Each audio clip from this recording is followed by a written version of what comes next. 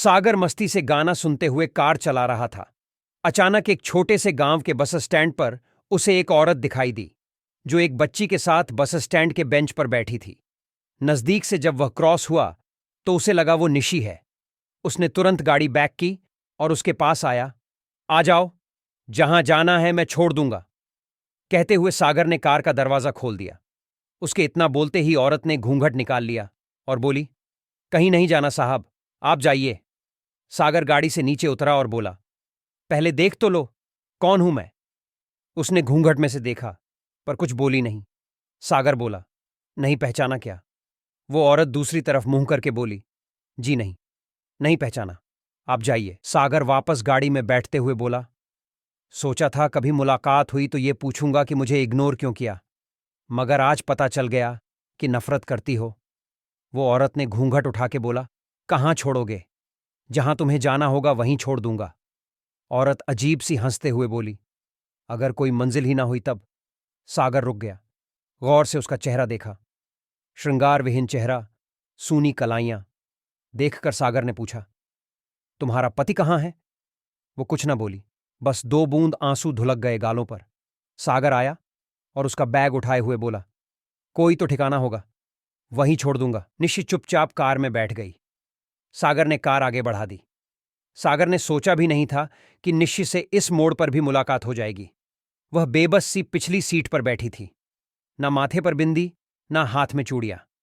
एक समय जब निशी कॉलेज में जीन्स पहनकर आती थी, सागर ने पूछा, तुम्हारे पति को क्या हुआ। निशी बोली, महामारी की पहली लहर में चल बसा, दूसरी लहर में पिता को खो दिया। यही दोनों तो पालनहार थे, दोनों ही चल बसे। ससुराल वालों ने पति के गुजरते ही जीना हराम कर दिया, इसलिए वहां दोबारा नहीं गई। पीहर में भाभी का राज हो गया, रोज ताने देती थीं, आज वहां से भी नाता तोड़ आई। निशी की कहानी सुनकर सागर परेशान हो गया। वो तो सोच रहा था कि निशी ससुराल में खुश होगी, वो तो उसकी सलामती की दुआ किया करता था। कॉलेज के समय में दोनों एक ही साथ पढ़ते थे और आपस में बहुत प्यार था, मगर अचानक निशी ने बात करना बंद कर दिया था। सागर को कुछ समझ ही नहीं आया कि अचानक निशी को क्या हो गया। मुझसे क्या गलती हो गई कि अचानक निशी ने सारे रिश्ते नाते ही तोड़ दिए। एक बात पूछूं क्या। सागर कुछ सोचकर बोला, मुझसे नाराजगी की वजह क्या थी। निशी बोली, छोड़ो, अब बात पुरानी हो गई है। सागर ने कहा, तुम्हारे लिए पुरानी हो सकती है, मेरे लिए नहीं। तुम्हारी बस उसी एक बात पर मेरी जिंदगी ठहर सी गई है। अभी तक मैं वहीं पर रुका हुआ हूं जहां पर तुम दामन छोड़कर गई थी, अकेला, बिल्कुल अकेला। आखिर मेरी गलती क्या थी। निशी ने कहा, तुम्हारे पिताजी ने तुम्हारी कसम देकर कहा था कि तुम्हारा साथ छोड़ दे। वैसे भी तुम अमीर लोग हो, गरीबों के दिल को नहीं समझ पाओगे। ये जानकर सागर के मुंह से एक भी बोल ना फूटा। बैक मिरर में उसने निशी को देखा तो हिम्मत करके बोला, तुम्हें एक बार मुझे बताना तो चाहिए था कि मेरे पापा ने तुम्हें ऐसा कुछ कहा है। एक फीकी सी हंसी के साथ बोली, निशी, तुमने पूछा था क्या। मैंने बात करनी बंद कर दी तो तुमने भी नजरअंदाज करना शुरू कर दिया था। मेरी मजबूर थी, और तुम्हारे सामने तुम्हारी ईगो भी तो आ गई थी, जो कभी तुमने बात करने की कोशिश भी नहीं की। सागर बोला, अचानक कोई ऐसा करे तो गुस्सा तो आता ही है ना। हां, बहुत गुस्सा आया होगा तुम्हें, निशी ने हंसी उड़ाते हुए कहा। इतना गुस्सा आया कि सभी जगह से ब्लॉक कर दिया। सागर ने कहा, हां कर दिया था, लेकिन जब अनब्लॉक किया तो तुमने अपना सारा अकाउंट ही बंद कर दिया था। निशी बोली, छोड़ो पुरानी बातें, जो बीत गया सो बीत गया। मुझे नहीं करनी गुजरी हुई बातें को याद। शहर आ गया है, मुझे यहीं बस स्टॉप पर उतार दो। सागर ने कहा, एक बात बोलना चाहता हूं। वह बोली, क्या। सागर भरी आंखों से बोला, मैं आज भी तुमसे उतना ही प्यार करता हूं। जानता था तुम्हारी शादी हो चुकी है, फिर भी न जाने क्यों तुम्हारा इंतजार करता रहता था। आज भी अजीब इत्तेफाक है, तुम जब अनजान राह पर बढ़ रही हो तब मैं तुम्हें मिल गया। कोई तो बात होगी हमारे रिश्ते में जो कुदरत भी हमें फिर मिलाना चाहता है। प्लीज मुझसे शादी कर लो यारा, नहीं रह सकता मैं तुम्हारे बिना। निशी बोली, अब नहीं, अब मुझे अकेले जीने दो। अब किसी का एहसान लेकर जीने की हिम्मत नहीं है। बहुत दिन हो गए सहारा तलाश करते, अब मैं खुद ही अपना सहारा बनूंगी। सागर बोला, मान जाओ यार, अकेले सफर काटना बहुत ही मुश्किल होता है। हम सफर बना लो मुझे, प्लीज, निश्चय ने कहा। गाड़ी रोको, मुझे उतरना है। जैसे ही सागर ने गाड़ी रोकी, निश्चय उतरकर एक तरफ चल दी। सागर काफी देर तक उसे जाते हुए देखता रहा, फिर कार साइड में पार्क कर उसके पीछे पीछे चलने लगा। निशि को बच्चे को भी उठाना और बैग भी उठाना मुश्किल था, इसके लिए धीरे धीरे चल रही थी। सागर जल्दी ही उसके पास पहुंच गया और उसका बैग हाथों में लेकर बोला, तुम्हें जहां जाना है सुरक्षित जगह पर मैं तुम्हें छोड़कर ही वापस जाऊंगा। निशि बोली, तुम्हें पता है, तुम्हारे साथ चलने से मुझे ऐसा लग रहा है जैसे मैं एक गरीब और कमजोर नारी हूं। सागर मायूस होकर बोला, इतना भी पराया मत कर यारा।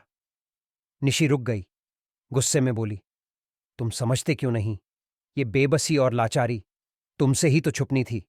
सारी दुनिया मुझे टूटते हुए देखे, कोई फर्क नहीं पड़ता, मगर तेरे सामने इस हालात में चलने से मैं बिखर जाऊंगी।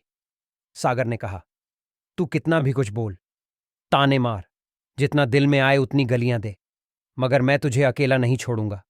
जब तेरी शादी हो गई थी तो ई तसल्ली थी कि तू महफूज है, मगर अब तू जब अकेली है तो मैं तुझे नहीं छोड़ सकता। अगर अभी तुझे अकेला छोड़ दिया तो भगवान भी मुझे कभी माफ नहीं करेगा। तू चाहे मुझसे शादी ना कर, मेरे साथ ना चल, मगर जब तक मैं तेरा सुरक्षित ठिकाना ना देख लूं, मैं तुझे अकेला नहीं छोड़ूंगा। वह बोली, कई बार चुप रहना कहने से भी ज्यादा असर होता है। जब मुझे तुम्हारी जरूरत थी तुम चुप थे। अब मेरी जिंदगी बर्बाद हो गई है, तब तुम बोल रहे हो, लेकिन अब जिंदगी बदल चुकी है। सब कुछ खत्म हो गया है, कुछ बचा ही नहीं, कोई सपने ही नहीं रहे। अब मुझे मेरे बच्चे के लिए जीना है और कोई मकसद नहीं बचा जिंदगी में। प्लीज चले जाओ तुम, मुझे मेरे हाल पर छोड़ दो। सागर ने कहा, अपनी ही बोलोगी? मेरे बारे में भी सोचा है कभी? तुम पैसे वाले हो, मुझसे भी अच्छी हजारों मिल जाएगी तुम्हें। निशि ने कहा, बस अब मत बोलना। सागर ने तड़प कर कहा, हजारों तो मिल जाएगी, पर तुम नहीं मिलोगी। मुझे निशि ही चाहिए। मेरी क्या गलती है? मेरे पापा ने कहा था तुझे मेरी जिंदगी से जाने, मैंने तो नहीं कहा था ना। निशि के बच्चे ने कहा, मम्मी भूख लगी है। बेटे को भूखा देखकर निशि एक दुकान में चली गई और ब्रेड और बिस्किट खरीद लाए। निशि के पास बचे हुए पैसे देखकर सागर का दिल रो उठा।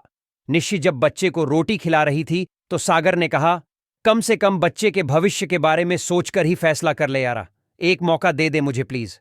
अब दुनिया में अकेला जीना बहुत मुश्किल है, एक औरत के लिए तो सबसे भी ज्यादा मुश्किल। अब जिद छोड़ भी दे, आज हम यूं ही नहीं मिले, कुदरत सच में हमें मिलाना चाहती है। निशि ने बच्चे का हाथ पकड़ा और बैग को घसीटा और आगे बढ़ गई। सागर भी साथ चलने लगा तो निशि ने कहा, मान जाओ, मत परेशान करो मुझे। नहीं चाहिए मुझे तुम्हारी हमदर्दी, नहीं चाहिए मुझे तुम्हारी दया। कहते कहते निशि का सर घूमने लगा और वो नीचे गिर पड़ी। जब निशि की आंख खुली तो उसने अपने आप को अस्पताल में पाया। पास ही में सागर बैठा था, उसके बच्चे के साथ खेल रहा था। साथ में सागर के पिता भी बैठे थे। निशि उठकर बैठ गई। क्या हो गया था मुझे? सागर ने कहा, कुछ नहीं, चक्कर आ गया था तुम्हें। अब ठीक है, अब तुम आराम करो, मुन्ना ठीक है, उसकी चिंता ना करो तुम। अच्छा सुनो, पापा तुमसे कुछ कहना चाहते हैं। सागर के पिता ने कहा, मैं तुमसे माफी मांगना चाहता हूं बेटा, और विनती करता हूं कि तुम सागर को अपना लो, तुम लोग शादी कर लो बेटा। और सागर के पिता हाथ जोड़कर चले गए। निशि कुछ ना बोली, बस अपने बेटे को देख रही थी। सागर के पिता जा चुके थे। सागर निशि के चेहरे को देखे जा रहा था।